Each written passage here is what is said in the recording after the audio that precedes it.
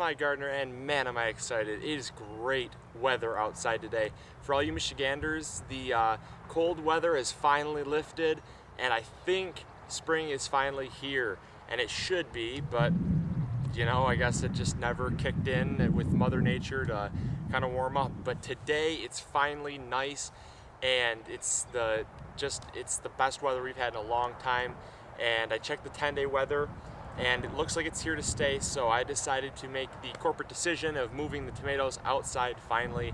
And it's going to be like high 60s all week, low of like low 50s, so it's not optimal, but if you want to get them out in the ground sooner, man, it's like you got to do it while it's early spring. And I didn't want them to get frosted because last night we had a 30-degree night, and it was like, oh my gosh, I'm not gonna be able to put my tomatoes out. And then today it's just like, oh, Mother Nature's smiling on us. But anyways, so today I'll be showing you how I plant my tomatoes. I'm really excited to bring you guys along, and I have some new methods that I'm trying this year along with some old methods from last year, and kind of combining the two. I'm using the big buckets of fertilizer, or not really fertilizer, but tomato starter mix that I made in the last couple of videos ago, maybe I think 2 videos ago. And I'm also using some of the stuff from Extreme Gardening, a lot of the mycorrhizae and some of the stuff that I got from them. And in a bed I'll show you really quick, I actually put these little packets. They're really cool. They go beneath the soil, so obviously I can't show you, but I already planted them because well, it was so nice, and then I decided to grab the camera because I'm like, why am I not filming? And so yeah, so I decided to bring you guys along, and I'm going to show you guys how I plant my stuff and kind of what's going on, and it's just so nice, so I'll bring you guys along for this wonderful day. Alright, so in this bed I have the lemon ox hearts, and they're doing really good. They're a little droopy right now. I still need to water them in, but I just planted them, and this was the test bed that I have for the stuff that I got from Extreme Gardening. I mean, all of the beds are going to get something from Extreme Gardening. They're a really great company. I think you should probably go check them out. They are just a wonderful company to support. And they sent me this like basically care package, and in it were these once and done. They're these once and done packets, and they're really wonderful things. They have a 844. They're really wonderful. They just are basically this little packet that you put beneath the soil. And then over here we have the vintage wines. These vintage wines are really tall. Sorry about the light though, it's really bright, but today's Sunday and it's a sunny day. So at least for once the day matches the weather. And so it's sunny out, so bear with me, but it's just wonderful. I honestly have no complaints.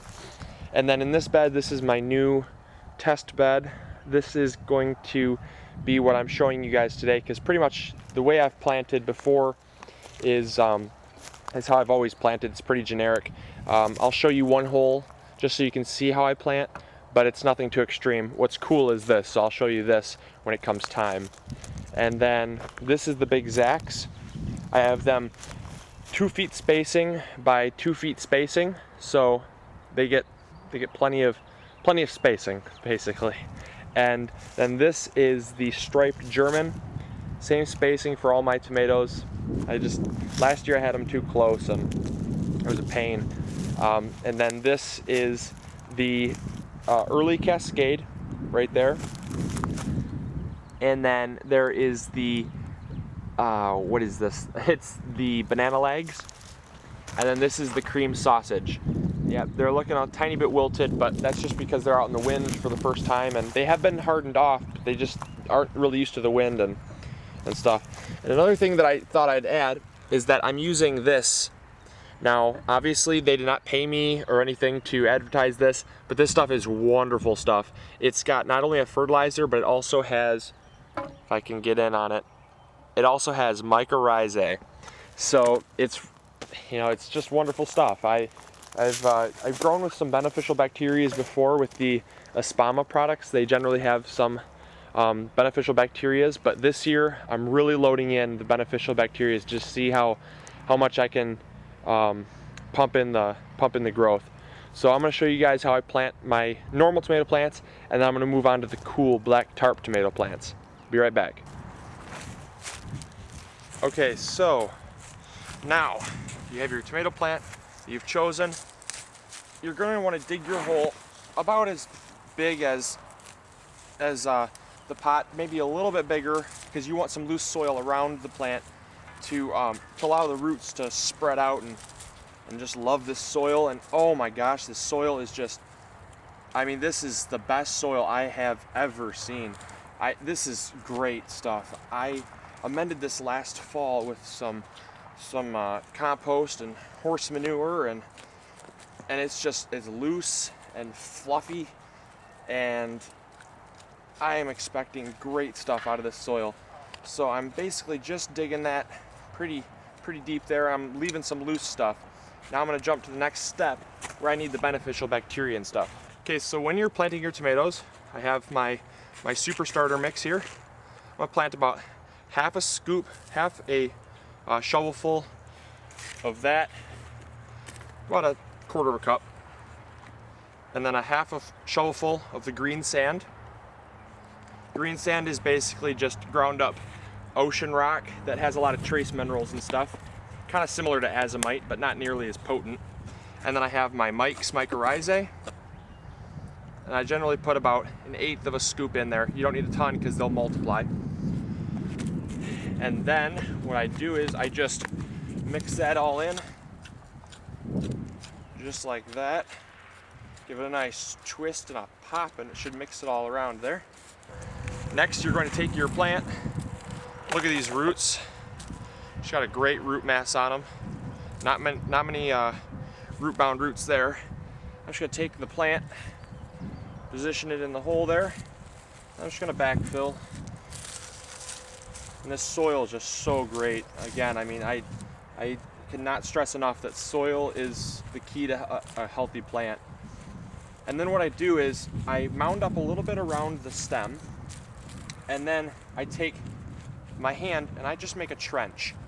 I just kind of push down the soil, kind of just move away the soil and make a trench, because that way the water will go right to the roots and not just around anywhere in the garden.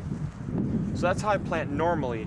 Now I'm going to show you how I plant in the black tarp. It's pretty interesting. All right, so now we're here with the black tarp. This is pretty cool stuff. Basically what it's going to do is it's going to heat up the soil underneath. So you're going to have the soil underneath will be kind of warmer than it normally would be, and that's key because you want that soil to heat up so that the warm weather plants like tomatoes don't suffer from as much shock as they normally would. Now what I'm just doing here is I'm just cutting out a circle, rough circle here. Doesn't have to be too exact, just a general circle here. I'm no artist, so I've never been too good at making circles. Kind of more like ovals usually, but you get the gist of it. There, pretty decent circle. So now you have that done, and you're going to take your shovel, in which I have misplaced mine. There we go. So now you're just going to dig your hole like you normally would. You can set it outside the hole if you want. It doesn't really matter. I don't need to know where you're putting your soil. I'm just going to set mine right on the tarp. And this soil is also really, really dark. Hopefully you can see how dark that is. I don't know. The light sometimes doesn't do the soil much justice, but it is really good soil. I mean, it's loaded with organic material, and it's got a lot of what you'd call like workability or fluff to it. So I'm pretty happy with my soil this year. A lot better than it was last year, and last year I had good results. So now I'm going to take my half a scoop of my tomato starter formula, half a scoop of my green sand, and my 1/8 scoop of mycorrhizae. And the tomato starter mix, if you remember, does have mycorrhizae in it, and it has a bunch of other beneficial bacteria, but this is just another way to guarantee that you have several different kinds of what do you call, like, strains of bacteria, because having just one isn't nearly as good as having several kinds. So I'm going to take my start here, plop it out, get the tag out of the hole there, and as you can see, I mean, that's just beautiful roots. Not root bound at all, just perfect timing to start transplanting. I'm just going to take that soil and plop that back in the hole. You might need to lift up the tarp and kind of help it in there, but it'll pack down over time and you won't see that bump there. But this is just going to be really great, because another thing that the tarp does is it keeps the leaves off the soil, where normally if you had just bare dirt, you run the risk, you have a lot higher of a risk of getting like blights and stuff from soil being splashed on the leaves and stuff. So I'm just going to clean this up, and that way you can see what it looks like when it's all done. It looks really neat and nice, and I've always wanted to try this. I just haven't ever really had the time or the money, and so I got my tag in there. I guess I'll switch it around there. And that's how you do that. That looks really nice. Pretty proud of that. So you're gonna just do the same thing you normally do. Get that stick out of there, and just make sure you just kind of make that trench for the water to go into, and it should be just fine. All right, well, I guess that's it. Thank you guys for coming along with me. It was wonderful seeing you guys, and I hope to see you guys again. Thank you all for your support this whole entire spring, getting my plants started and stuff. There have been a few road bumps, but I think we're finally off to a good start, and hopefully you guys will stay tuned. Keep watching how my tomatoes do, and maybe it'll inspire you to do some new tomato varieties, or maybe try some of my tomato starter mix, or maybe just grow some tomatoes. Remember that if you guys want to enter the tomato contest, I have a video. I'll post the link below or on the video as a description, so make sure you have your annotations turned on.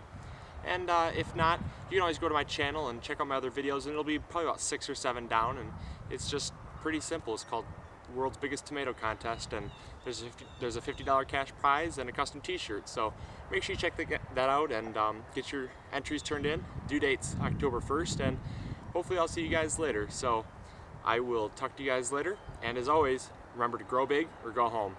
See ya. Bye.